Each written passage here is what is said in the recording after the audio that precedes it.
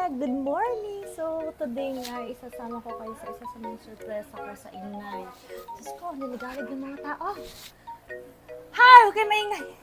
Ari nga ho ang isa sa mga dahilan kung bakit ako nagpunta ng Taiwan. Ay di ngayon ay unti-unti kong na-achieve na. Hoy! Salamat naman, self.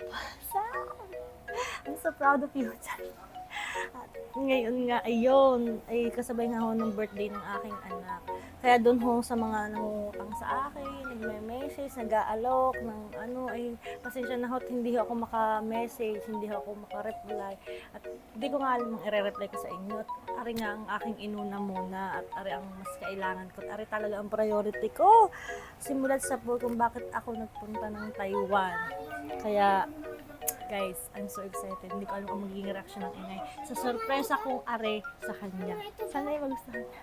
Bye! See you later! Hi! Are, oh!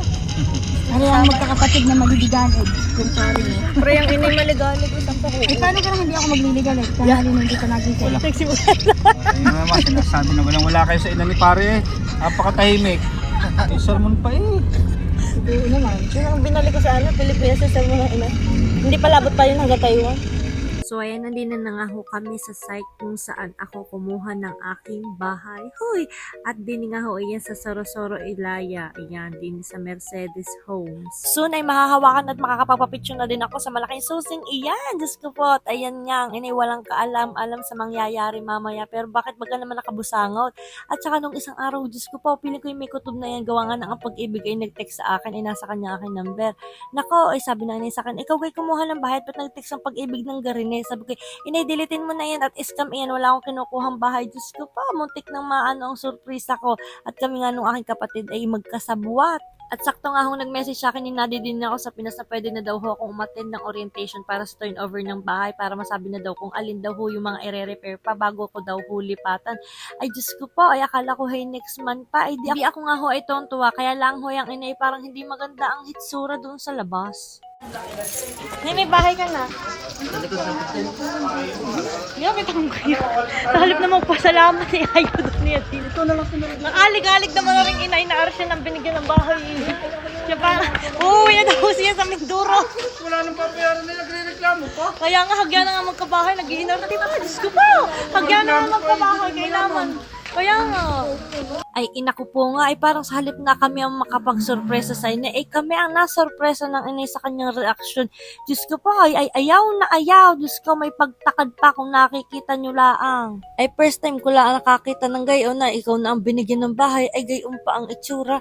Ay inay, ay Diyos ko po, tinalo mo pa talaga ako sa kaligaligan mo, kay naman. Hindi ko alam kung ako'y matutuwa, magagalit, o sasama ang loob, pero ako'y masaya pa rin gawa ng ako nga ay matagal ko na nga akong gustong magkaroon kami ng sariling bahay at ngayon nga ho ay ayan sa wakas matutupad ko na. Magkakaroon na kami ng permanent address at simula pagkabata ko ay kami NPA na. Diyos ko po.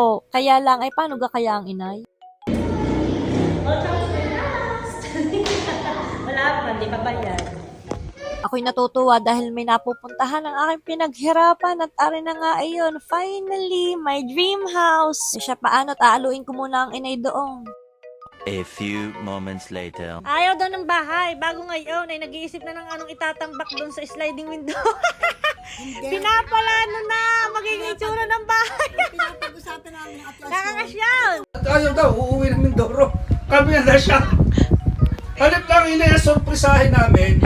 Ay kami ni Cesar na surprise. Nasurpresa sa reaksyon ng inay. Wala kaya sa reaction. Hindi man lang nagpasalamat din, nagalit pa. Ay talagang mukha ismid na ismid. Ayaw ko magpapicture. Ayaw ko. Ay, Chapam. Akala mo napakayaman eh. Halip na. Kaya na kung kinahampas yung inay din. Kami disbayad. Kami disbayad. Sinusumbong namin ng inay doon sa kanyang kapatid. Ay, tingnan mo naman. hapon. Tingnan mo ang hita. Pinampas.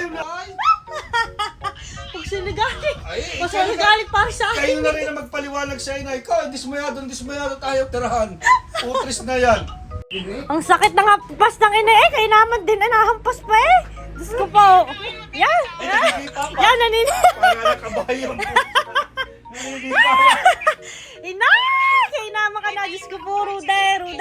Tingnan, Eh inay. tayo na Ang itinakad ng inay ay mahigpit. Kay naman. Diyos ko po, tiya. Ang itinakad niyan. Ang in-smear niyan. Grabe, magkahiwitan ang mukha. Hindi maipinta ang itsura. kahit yung kumpare ko tsaka yung kumari ko, tawa ng tawa eh. Kaya nga sa reaction ng inay, ang inay hindi na nahiya doon.